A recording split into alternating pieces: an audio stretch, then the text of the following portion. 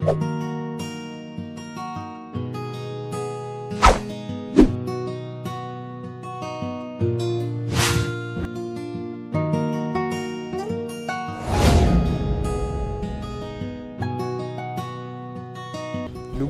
va vibrer au rythme de la 3e édition des Big Show, le choix du rire, sous les thèmes Rire Rare, un événement culturel qui aura bien évidemment lieu ce 29 juin. Salut la famille, vous êtes sur Arc-en-Ciel Télévision. Nous recevons dans cette émission Jackson Bukassa, Buxon, comme j'aime bien l'appeler. Alors, nous aurons plus de détails au cours de cette émission culturelle, en rapport avec cet événement culturel, bien évidemment. Merci Jackson, bonjour et bienvenue. Bonjour M. Jean-Luc et merci pour l'invitation. Merci. Rire rare, pourquoi? Déjà, rire rare, c'est parti d'un constat en fait. Dans le domaine de l'humour, nous avons remarqué que depuis un certain temps, les plus grands événements qui sont organisés dans ce domaine d'humour invitent les artistes de l'extérieur. Et ça fait qu'on a habitué notre public à ça. Pour que le public vienne à un événement, il faut qu'il y ait quelqu'un de l'extérieur pour qu'il vienne.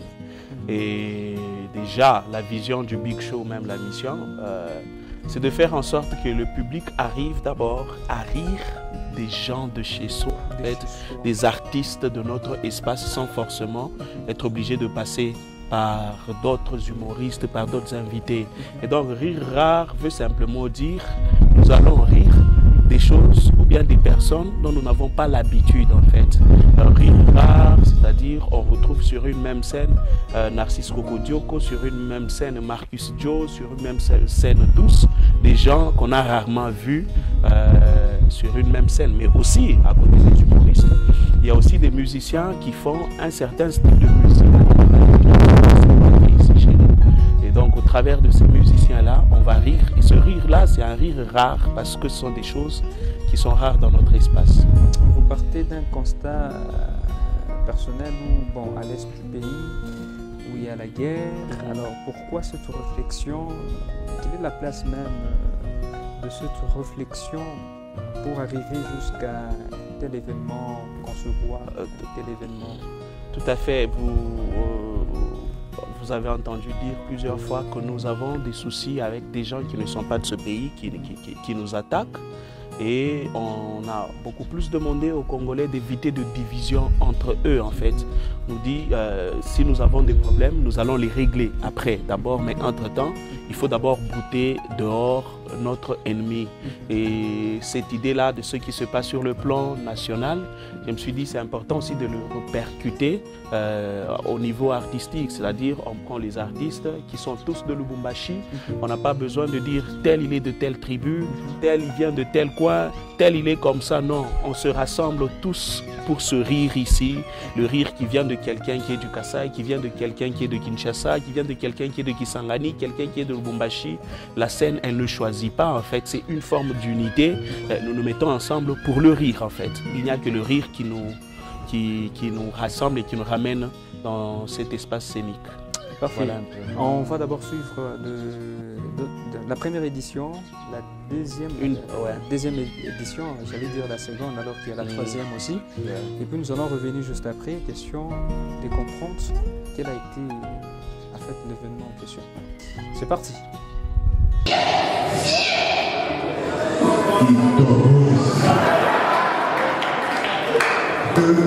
Moi, ce qui va me tuer, c'est que j'imagine aussi les nations.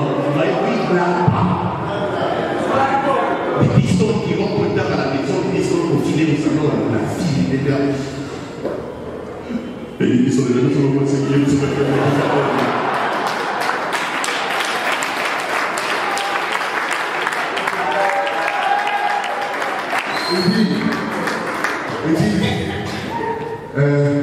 papa, je n'ai pas fait exprès avec les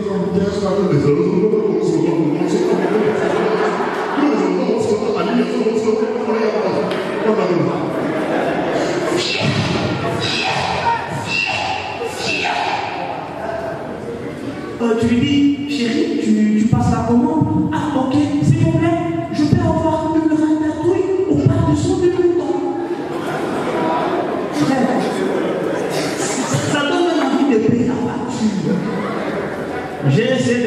de même avec mon ex. Je l'ai amené dans un resto. Chérie, tu passes la commande. Oh, la femme, oh non, viens là-bas. Viens là-bas. Viens là-bas. Oh, il m'a donné une rire. Après, on a entendu un cri. Quand nous sommes allés, j'ai trouvé ma voisine assise en train de pleurer. Oh, non, depuis on t'insulte. Ça donne ça. Oui, moi, je suis venu Jésus. Pourquoi moi, je sais qui est dit? Il quoi? Yama. Profitez-moi de Kunaï, moi, Jésus-Christ. Et vous donnez ma mariage. Parce que je fais ça là-haut, ma fouta. J'ai commencé à staffer avec mes amis qui ont refusé d'étudier. Vous savez, en parlant d'amis, vous savez, on a tous ces gens d'amis qui étaient très intelligents à l'école. Vous voyez, ces gens d'amis, ils cachent les réponses pour les interrogations, ils cachent les réponses pour les devoirs. Et aujourd'hui, il faut les voir. Ils vendent des pochettes en prix. Et moi, j'ai un ami qui était très intelligent, qui aimait la lecture. Il était toujours premier. Oui, tu peux aussi voir quelqu'un mal habillé, tu te dis, ça c'est un voleur. Et pourtant, c'est vrai, c'est un voleur. Donc aussi, tu peux voir quelqu'un pas du tout habillé, s'exposer sur la place publique, toi tu te dis, non, cette personne est folle. Et pourtant, c'est une influenceuse. C'est pour ça que quand les Français ont vu les banquiers en veste, ils ont dit oui. La vie, on reconnaît un moine par son âge. Plus tard, ils ont vu les témoins de Jéhovah aussi en veste. Ils ont dit non, la vie, mais c'est pas les moines. La récréation, prenez un pack de feuilles. Vous vous souvenez tous, non? Les profs. Non, mais moi, il y a des professeurs qui m'ont traumatisé. J'avais un prof, il était tellement spécial.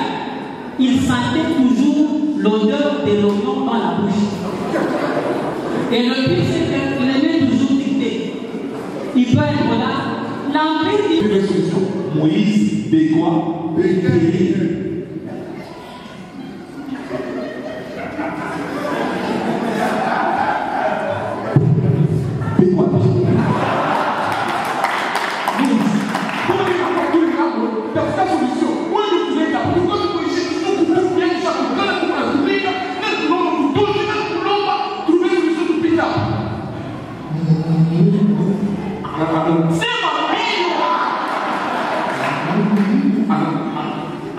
C'est bon. Je suis là, il t'a piqué à mon chemin. Il t'a vous mourir. Vous mangez. Il a son plat. Jouez ton plat. Vous mangez. Mais lorsque l'homme fauchait ta vie au resto, l'union fait la force. Toi, tu manges. Lui, il boit de l'eau.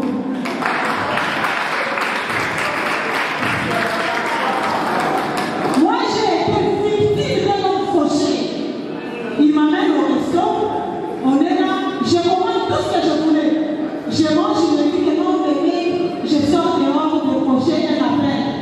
La plaine a duré 4 jours. Résultat, j'ai géré le gérant.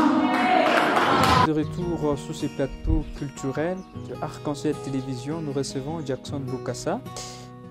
Il fait partie des initiateurs de ce programme culturel. Alors, merci Jackson pour cette première édition, deuxième édition. On est là dans sa troisième édition. Déjà, la question est celle de savoir qu'est-ce qui différencie, d'après vous, la première édition, la deuxième édition et la troisième édition. Déjà, la première des choses qui les différencie, c'est que c'est 3.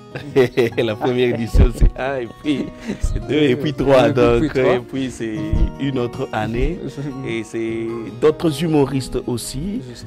Parce qu'on n'a pas pris tous ceux qui étaient, on n'a pas pris en fait l'ensemble de ceux qui étaient là. La première édition, la deuxième édition, on a pris d'autres humoristes. Et le lieu, il change. Les 2 premières éditions, on était à Aroupé. Cette fois-ci, on va être à la salle Ascension, qui est beaucoup plus grande que la salle qu'on a eu à utiliser au départ. Mais aussi, on a quand même certaines personnes, ça c'est intéressant, certaines personnes de la place, entre autres vous, Arc-en-Ciel, qui ont quand même accepté de nous accompagner dans cette lutte. Je sais que c'est difficile, comme on dit quelque part, nul n'est prophète chez soi. C'est très difficile chez soi qu'on soit accompagné par les frères et les sœurs, mais du fait que vous venez et les autres viennent, c'est un plus pour cette édition et pour ça je vous dis merci et aux autres aussi qui acceptent de nous accompagner. Parfait. Voilà. Alors, vous partez d'un constat qui n'est pas purement le choix. Bon, on peut dire que c'est congolais, à l'est du pays, à la guerre. Et cette 3e édition, elle sera beaucoup plus basée les artistes qui émanent, qui évoluent ici à Lubumbashi. Et il n'y a pas assez qui évoluent en dehors de Lubumbashi. Et pourquoi le choix de Lubumbashi, des artistes qui sont à Lubumbashi, alors que le constat part de tout ce qui se passe à l'est du pays? Oui, bien sûr. D'ailleurs, j'avais aimé, il y a un journaliste qui a fait une publication et dans laquelle il était en train de dire c'est important qu'on dise dans l'est, qu'à l'est, ça va beaucoup changer. Quand on dit dans l'est, on sent que c'est chez soi, ça nous touche directement. Donc le fait que ça se passe à Lubumbashi ne signifie pas que la connaissance de la réalité est aussi éloignée que ceux qui sont à l'est. Aussi, on reste dans la vision du Big Show. C'est que ça s'appelle Big Show Louchois du Rire. L'idée, c'est de travailler avec les gens de Lubumbashi. C'est pas que nous excluons les autres, mais il y a d'autres événements qui invitent les gens qui viennent d'ailleurs. Mais on a voulu quand même créer quelque chose qui fasse que le public d'abord fasse confiance aux leurs. Au leur part dans le cadre vraiment d'exclusion, parce que quand on dit au leur, aux gens de chez nous, c'est comme une forme de discrimination. Non, on est vraiment dans cette démarche de faites aussi confiance aux gens avec qui vous évoluez, que les entreprises, que les sponsors, que les bailleurs de fonds fassent aussi confiance aux gens avec qui ils sont en train d'évoluer dans le même espace. Parce que vous savez, qui dit événement humoristique, dit budget, et les artistes qui viennent, ils sont payés. Et si on ne se concentre que sur les gens qui viennent d'ailleurs, ça veut dire on va prendre l'argent d'ici, on va payer aux artistes et l'argent va en dehors. Je pense que c'est important d'apporter l'argent ici, même s'il y a une partie qui sort, mais qu'il y ait aussi beaucoup d'argent qui rentre, que de rester plutôt dans la position où on invite que l'extérieur et ceux de l'intérieur ne se retrouvent pas. Parfait. L'événement, c'est purement le choix, je me dis. C'est le public ciblé. C'est un public le choix ou bien c'est un public qui sera de partout, qui viendra de partout? Non, mais si quelqu'un vient de Kin, il a envie de venir regarder le spectacle, il ne sera pas exclu. Donc le public là, on n'a pas de souci, on n'exclut personne. Tu es à Lubumbashi, tu es Louchois. Le fait que d'être là, ou même celui qui descend de son avion le 29, l'après-midi, il a le temps, il vient, il regarde le spectacle, il ne sera pas... On ne va pas le mettre dehors à cause de ça, ça n'a rien à voir. Alors, le thème du rire et même le choix des artistes, quelles sont les conditions requises pour que les artistes respectent vraiment le thème en question? Non, le thème que nous avons placé pour cet événement, il ne ressort pas des sketchs des artistes parce que chaque artiste a sa particularité, mais l'événement est porté vraiment sous ce thème-là du rire rare. Rire rare, ça veut dire vous riez avec des gens ou bien vous riez aux blagues des gens que vous avez rarement vus sur une même scène.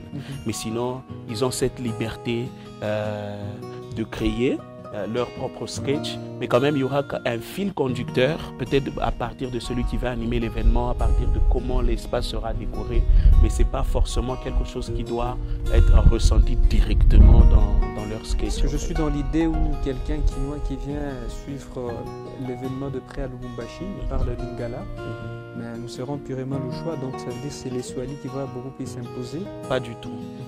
Pas du tout. La langue principale de nos prestations, c'est le français. Donc s'il y a le Swahili, ça ne peut pas dépasser 10%. Je doute fort. On a 8 artistes déjà qui vont prester. En fait, s'il faut compter aussi les jeunes qui ont presté dans le tremplin, qui est cet espace qu'on organise, qui fait que une seule fois le mois, les artistes viennent tester leurs blagues et tout. Si on doit les compter, on a plus d'une dizaine d'artistes et sur les 16-18, on peut en avoir 16 qui vont prester en français. Donc c'est peut-être 2 ou un seul artiste qui va faire le Swahili. Quelle est la place même artistique pour un tel événement ici à Lubumbashi? Quelle est sa place? Oui, mais c'est la place artistique déjà quand on parle de l'humour, c'est de l'art. Mais au-delà de faire rire, et je pense que nous sommes en train d'apporter aux humoristes une certaine façon de faire, mais aussi nous apportons à notre culture un événement, parce que les événements culturels sont très rares. Il y a d'autres artistes qui pourront venir, ou bien des jeunes qui rêvent de devenir humoristes. Une fois qu'ils peuvent venir, ça pourrait les inspirer et faire en sorte qu'ils se disent « je compte aussi devenir humoriste comme celui-là, comme cette autre personne ». Donc dans le cadre humoristique, dans le cadre artistique ou culturel, je pense que cet événement apporte quelque chose. Au niveau des blagues qui vont être présentées, des sketchs, au niveau même du décor, au niveau de la conception et ainsi de suite. Parce que on est resté longtemps. Quand on veut créer un événement, on n'a qu'un humoriste, sa blague et tout. Mais nous qui venons du domaine du théâtre, nous savons qu'il y a beaucoup d'éléments, même la lumière qu'on utilise, même la musique, même le déplacement sur scène, ce sont des éléments sur lesquels il faut travailler. Et dans le cas du Big Show, le choix du rire, on réfléchit aussi à ça. Un autre élément, au tout début de l'émission, je parlais de la musique. J'ai dit on invite aussi des gens qui exploitent un style musical qui n'est pas assez exploité ici. Ce sont des artistes, mais on ne les prend pas trop, alors que ce qu'ils font, c'est tellement intéressant. Et le Big Show, j'ai trouvé que c'est important d'inviter un tel musicien. Parce que quand vous voyez, vous écoutez ce qu'il dit, vous dites voilà, ça fait partie de notre culture, ça fait partie de notre espace. Donc on arrive quand même à extérioriser des choses de chez nous qui viennent de notre art, qui viennent de notre façon de faire. Donc il y a un plus quand même que nous apportons humblement dans notre espace artistique ou culturel. Et même au centre de cet événement, il y a la question liée. Je rentre encore la guerre à l'Est. Est-ce que, comment vous organisez faire ça pour que le message soit véhiculé sur toute l'étendue de la République démocratique du Congo, puisque c'est la question qui est même au centre même de... Ouais. Ceux qui voient loin, ils vont comprendre par là le fait que tout le monde est sur une même scène, que tout le monde travaille pour l'intérêt du rire, sans tenir compte de ta classe sociale, sans tenir compte de la tribu, sans tenir compte de la couleur, s'il faut le dire ainsi. Ceux qui peuvent voir loin peuvent dire que, mais autrement, c'est un message que nous sommes en train de lancer encore pour dire on a un ennemi commun, on a une guerre qui est dans l'est de notre pays. Nous n'avons pas besoin de nous battre entre nous, mais nous devons d'abord nous mettre ensemble pour combattre l'ennemi. Et s'il y a des petits problèmes, nous pouvons les régler entre eux. Et les petits problèmes, ça se voit aussi au niveau des humoristes. Il y en a parfois que vous voyez qui commencent à se clasher. Et avec les artistes musiciens, c'est beaucoup plus récurrent où pour avancer, il faut attaquer un autre. Et l'esprit du Big Show, c'est de dire, malgré nos compétences, malgré nos forces, mettons-nous ensemble, en fait, qu'on ne travaille pas sur la faiblesse de l'autre, mais qu'on l'utilise peut-être comme étant un tremplin, un moyen de lui faire à lui du bien et à moi personnellement. Vous voulez me dire que cet événement, c'est aussi les canaux d'apporter message à ceux qui sont touchés. Tout à fait. En rapport avec cet événement. Tout à fait. On a une guerre, mais on doit vivre aussi, alors que les gens pleurent. À un certain moment, une façon de les consoler, c'est de leur apporter aussi la bonne humeur. Je pense que c'est une façon de sourire qu'ils en ont besoin et c'est très très important. On ne rit pas de nos malheurs, on ne rit pas, on ne se moque pas de ça. On dit que le cœur a quand même besoin d'être détendu pour que nous ne puissions pas craquer et pour que nous arrivions aussi à réfléchir aux solutions que nous voulons apporter à ceux qui nous arrivent. Parfait. Alors, en dehors de... Est-ce que vous avez aussi un autre canal des communicationnels, si je peux dire ainsi, qui sera au menu de ces programmes culturels? Non, en tout cas sur scène, il n'y aura que l'humour et une partie de musique. J'aimerais qu'on en reste vraiment à ça. Ça c'est vrai, on est trop généraliste ça peut être un événement de slam, mais il y a tout. Non, je préfère qu'on en reste à l'humour. Est-ce que les objectifs, votre mission, vous veillez à ce que les objectifs soient atteints?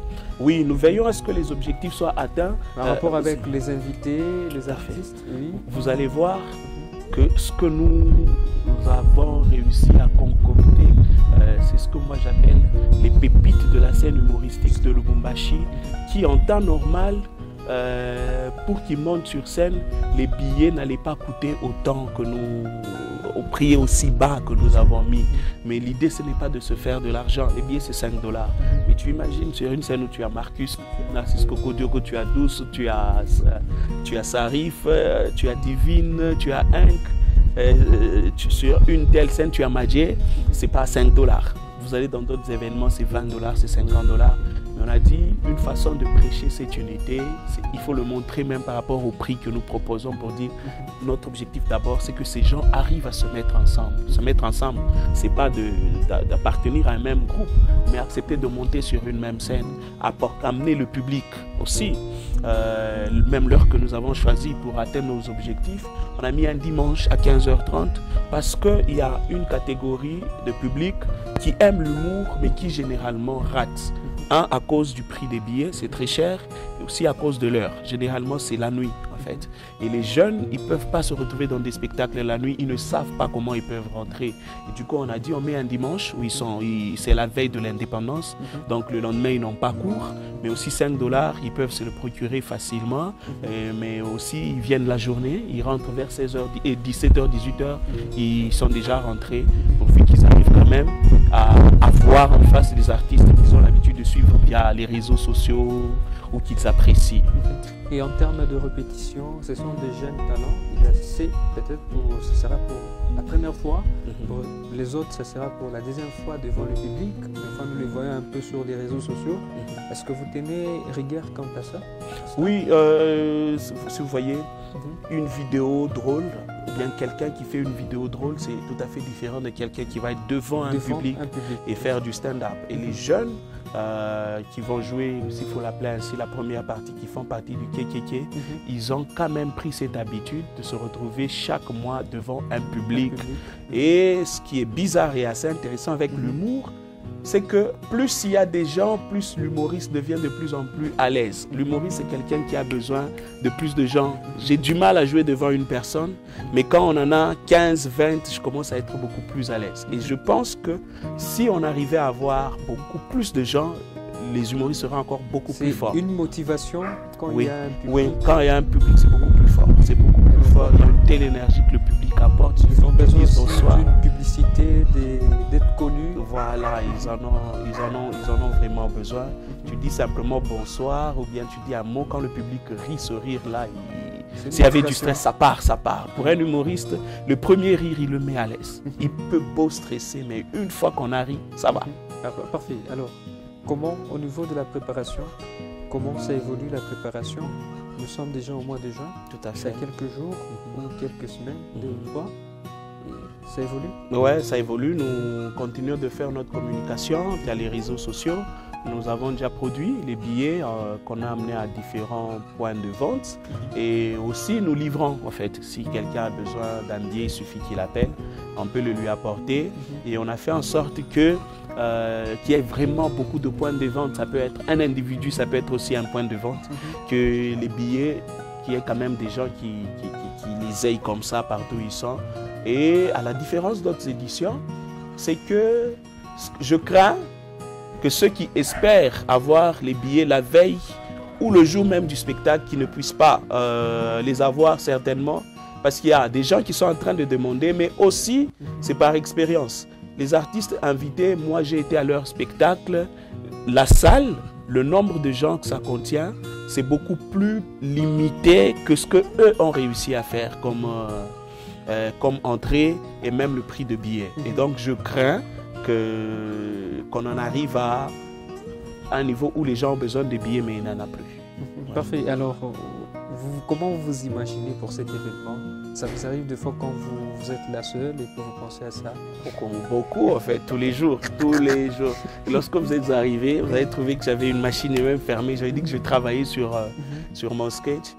Donc quand on prend quelque chose au sérieux et que ça s'approche, je ne pense pas qu'on peut passer une journée. Oui, il y a tout ça. Il faut répéter. Il faut contacter des gens, il faut s'assurer qu'on a tout mis en place et surtout s'assurer qu'on ne fait pas les erreurs qu'on a l'habitude de faire. Les erreurs, la première ou la principale, parce que je ne pense pas que je vais toucher à d'autres, le respect de l'heure. Le respect de l'heure.